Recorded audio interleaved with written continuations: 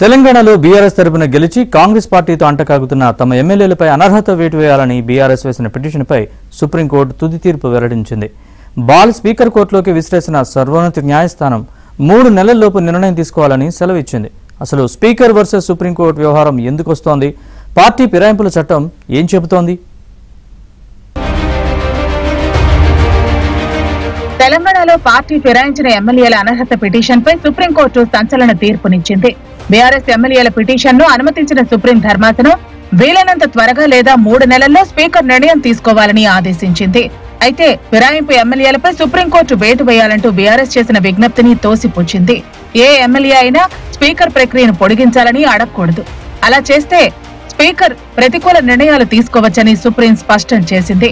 Article 136, 226, 227లకు సంబంధించి న్యాయ సమీక్ష అధికారాలు చాలా పరిమితంగా ఉన్నాయని సుప్రీం అభిప్రాయపడింది.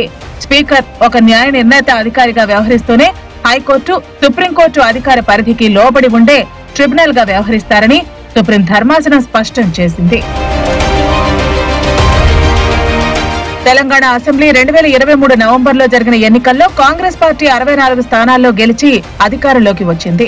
తర్వాత కంటోన్మెంట్ ఉప ఎన్నికల్లోనూ గెలవటంతో బలం 65కు పెరిగింది. అసెంబ్లీ ఎన్నికల్లో బీఆర్ఎస్ నుంచి 39 మంది ఎమ్మెల్యేలు గెలిచారు. కంటోన్మెంట్ స్థానాన్ని కోల్పోవడంతో పాటు 10 మంది ఎమ్మెల్యేలు పార్టీ మారినట్లుగా బీఆర్ఎస్ చెబుతోంది. 3 నెలలు కూడా ఆగకుండా వెంటనే పార్టీ మారిన వారిపై వేటు వేయాలని కోరింది బీఆర్ఎస్. తెలుగు రాష్ట్రాల్లో పార్టీ ఫిరాయింపులు కొత్త కాదు. గతంలో చాలా సార్లు జరిగాయి. ఒక పార్టీలో గెలవటం, మరో పార్టీలోకి జంప్ కావటం మామూలే. వచ్చే ఎన్నికల్లో టికెట్ రాదన్న అనుమానం వచ్చినా, మంత్రి పదవి ఇస్తామని అధికార పార్టీ ఆశ పెట్టినా, ఉన్న పార్టీలో విలువ లేదన్న భావన వచ్చినా పార్టీ మారుతూ ఉంటారు. హర్యానా, తమిళనాడు, కర్ణాటక, గోవా, మణిపూర్, మధ్యప్రదేశ్, అరుణాచల్ ప్రదేశ్.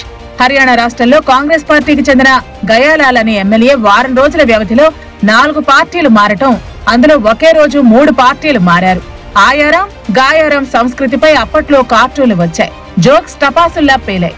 దీంతో పార్టీ ఫిరాయింపులను నిరోధించాలన్న ఉద్దేశంతో రాజీవ్ గాంధీ ప్రభుత్వం పార్టీ ఫిరాయింపుల నిరోధక చట్టాన్ని తెచ్చింది.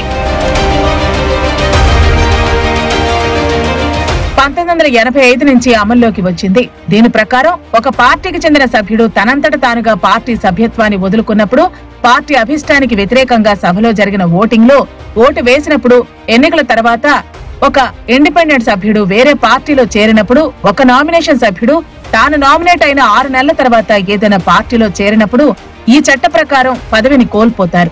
అయితే ఒక పార్టీ నుంచి 3/1 వర్గం విడిపోయి వేరే వర్గంగా మారితే పార్టీ ఫిరాయింపుల చట్టం వర్తించదు. ఒక పార్టీ మొత్తం మరొక పార్టీలో విలీనమైనా, ఒక పార్టీ విడిపోయి ఒక వర్గం వేరొక పార్టీలో చేరుతున్నప్పుడు అందులో చేరటానికి ఇష్టపడక ప్రత్యేక వర్గంగా కొనసాగదలుచుకున్న సభ్యులపై వేటు పడదు. ఓటింగ్ లో పాల్గొనడానికి 15 రోజుల ముందు పార్టీ అనుమతి తీసుకుని ఆ ఓటింగ్ కు దూరంగా ఉన్న సభ్యులపై వేటు పడదు. అనర్హత ఫిర్యాదుపై నిర్ణయం తీసుకునే సర్వాధికారాలు స్పీకర్, చైర్మన్లకు ఈ చట్టం ఇచ్చింది. 2003లో ఈ చట్టానికి సవరణలు తెచ్చింది ఎన్డీఏ సర్కార్. దీని ప్రకారం 3/1 సభ్యుల బలంతో ఒక పార్టీ నుంచి వేరే పార్టీలోకి మారటానికి అవకాశం ఇచ్చే నిబంధనను తొలగించారు. ఇంకొక పార్టీలో విలీనం కావటానికి కనీసం 3/2 సభ్యులు సుముఖంగా ఉండాలన్న నిబంధనను చేర్చింది. స్పీకర్ దగ్గరకు కంప్లైంట్ వచ్చినప్పుడు దానిపై వెంటనే చర్యలు తీసుకోకపోవడంతో ఫిరాయింపులు కొనసాగుతున్నాయి. ఈ ఫిరాయింపులపై స్పీకర్ ఎన్ని రోజుల్లో నిర్ణయం తీసుకోవాలన్న దానిపై చట్టంలో ఎలాంటి నిబంధన లేదు. స్పీకర్ ఆశీస్సులుంటే ఏమీ కాదులే అనే భావన సభ్యుల్లో ఉంది.